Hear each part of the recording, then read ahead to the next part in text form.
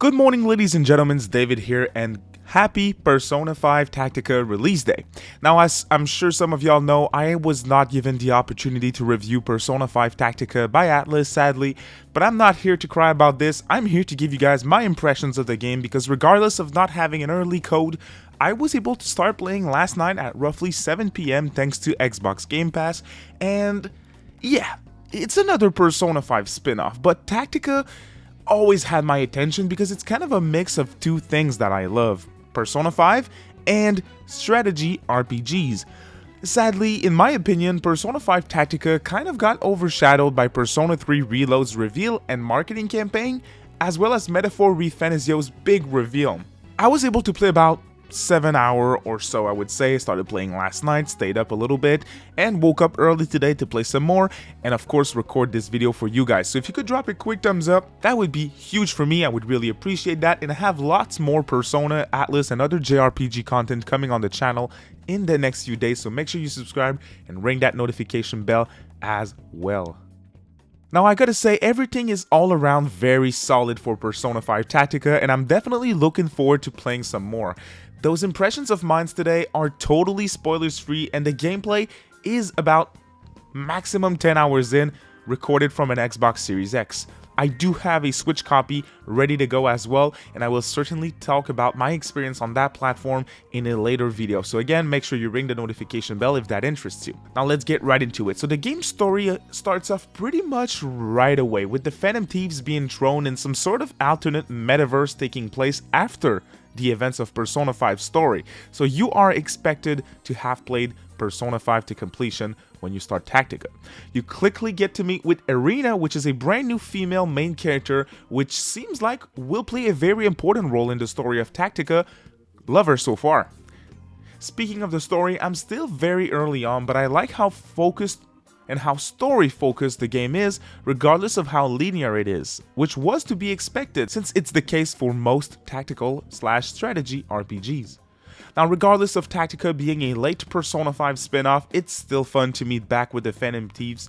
Speaking of them, all voice actors for the main Phantom Thieves are back here with Persona 5 Tactica, and it makes this game feel like an authentic new Persona 5 experience, and that is a very good thing, something that I will repeat as the video goes on. I gotta say, the art style is growing on me. Definitely not bad and very crisp looking, especially the environments. They look great in this manga-inspired visual style of animations.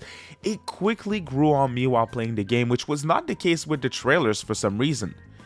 The character models themselves are surrounded in controversy, and looking at them on screen, playing with them, they're kind of a mix of Etrian Odyssey character styles and Persona Q's chibi style, and they look especially good when you are in discussion scenes between characters with their idle animations.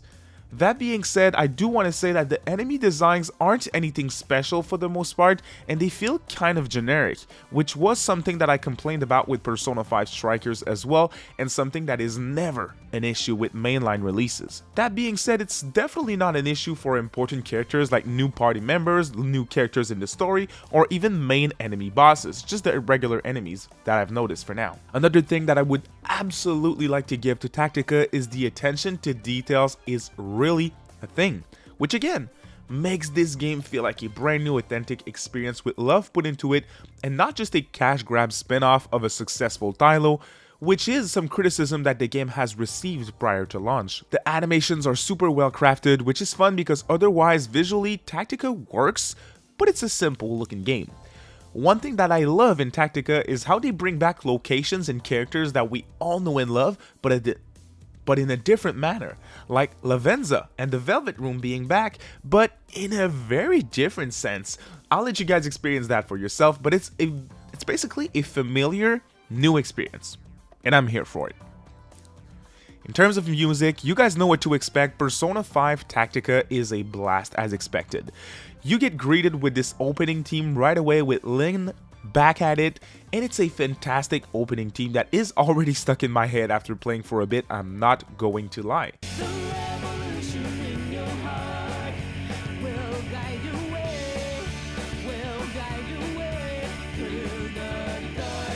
Remember, only you can really find your way.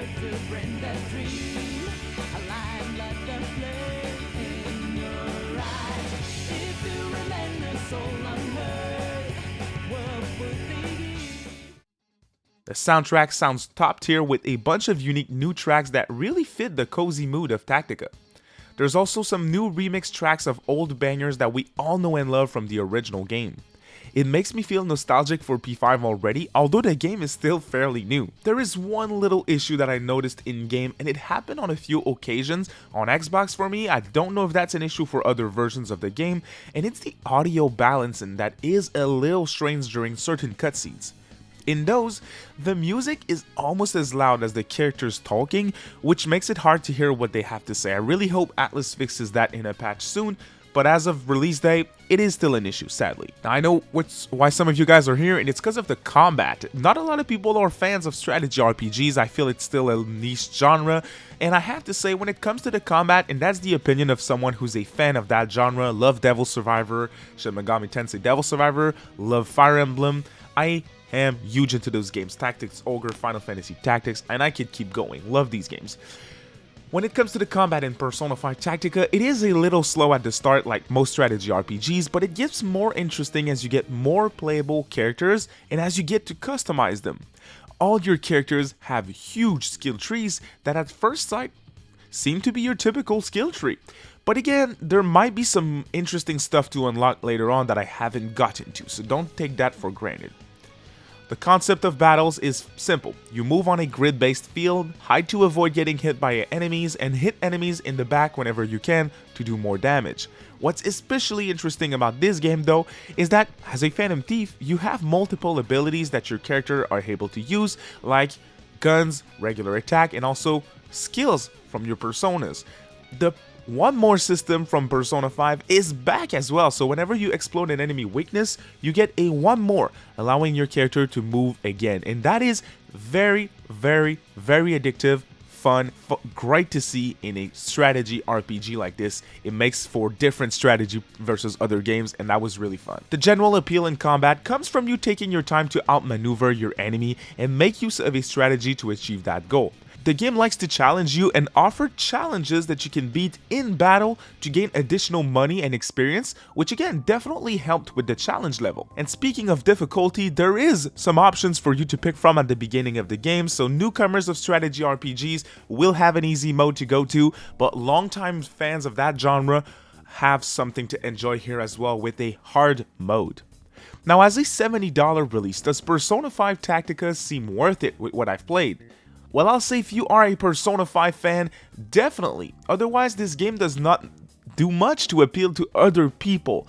And that's because the game expects that the player already put 100 hours into the original Persona 5. The DLC practice with this release from ATLUS is also pretty shitty. You have fan favorite characters from Persona 5 and Persona 5 Royal, with Akechi and Kasumi being locked behind a huge paywall on day one, and I'll always spit on these types of practices whenever I can, so that is BS that I will not purchase, and I wish this was in the original release of the game.